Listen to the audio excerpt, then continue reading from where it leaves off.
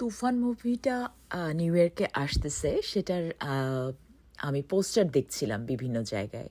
তো তখনই চিন্তা ছিল যেহেতু এটা রায়হান রাফির মেকিং, তো রায়হান রাফিকে আমার বেশ কিছু মুভিও দেখেছি লাস্ট, তারপর চরকিতে কিছু নাটকও দেখেছি। আমার কাছে মনে হয় he is a smart smart director.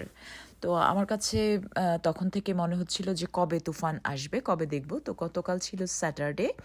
তো বিকালবেলা সকালে আমার কিছু বাসার কাজ ছিল, কিছু অফিসের কাজ ছিল, প্লাস ওয়ার্কআউট, এগুলোর রুটিনের পরে আমার কাছে বিকালে মনে হয়েছে যে দেখি আছে নাকি। টিকিট পাওয়া ডিফিকাল্ট ছিল, কারণ মানে কোন সিটে বসবো, আমার আবার মাঝামাঝি সিটে বসে দেখতে ভাল লাগে।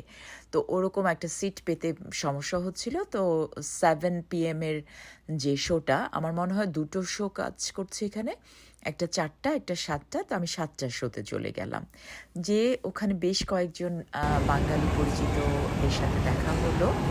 আর সবচেয়ে ভালো লাগলো যে সাকিব খানের মুভি আমি আগে কখনো দেখিনি। আমি ব্যক্তিগতভাবে পত্রিকায় পড়েছি, এই যে সবাইকে আমি হাই হ্যালো বলতেছিলাম।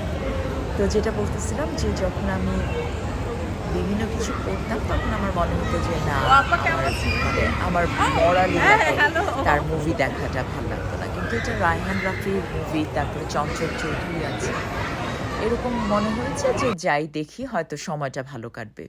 তো মুভি দেখতে যেয়ে আসলেই প্রচণ্ড ভালো লেগেছে, একদম শুরু থেকে শেষ। আমি বলবো অনেস্টলি আমার ভালো লেগেছে। মনে হয় যে সত্যি মানে এন্টারটেইনমেন্ট যদি থাকে সেই ক্ষেত্রে আমার কাছে মনে হয়েছে মুভিটা দেখার পরে নিজের ভিতরে ভালো লাগা।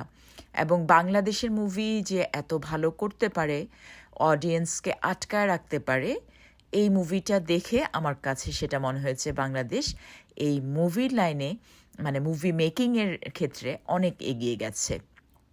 Shakib Khan was good. মিমি ছিল এখানে কলকাতার, শি ইজ এক্সেলেন্ট।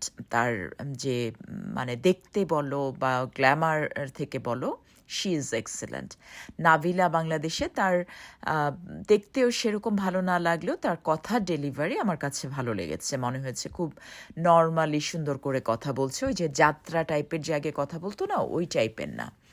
তাছাড়া মুভির যে অ্যাকশন যে পার্টগুলো বা ভিডিওগ্রাফি, আমি খুব যে ভালো বোদ্ধা বা খুব ভালো বুঝি তা না, কিন্তু আমার কাছে মনে হয়েছে যে এটা নেটফ্লিক্সের মুভি দেখতে দেখতে মনে হয়েছে যে এটা কিন্তু কম যায় না, এটা বাংলাদেশের মুভি, এটা বলার ক্ষেত্রে I really feel proud while I was watching that movie.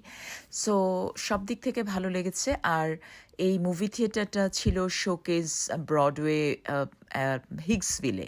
Honestly এটা হিগসভিলে। এবং মুভি থিয়েটারটা আমরা আগেও আরেকটা কি যেন হিন্দি মুভি দেখেছিলাম লাস্ট 2-3 মান্থস আগে। এই মুভি থিয়েটারটাও আমার কাছে ভালো লেগেছে, নিট অ্যান্ড ক্লিন। তারপর ইয়ের মধ্যে যখন প্রথমে শুরু করার সময় নাচোস আর কোক নিয়ে বসলাম, সেগুলো খেতে খেতে মুভিটা দেখেছি। এবং মুভির পরে আমার শেষে মনে হচ্ছে হ্যাঁ আজকে ভালো একটা সময় কাটলো। তো আপনারা দেখতে পারেন, দেখে আমাকে কমেন্টে দিয়েন যে আপনাদের কেমন লেগেছে। আমার কাছে তো মনে হয় যে অবশ্যই ভালো লাগবে।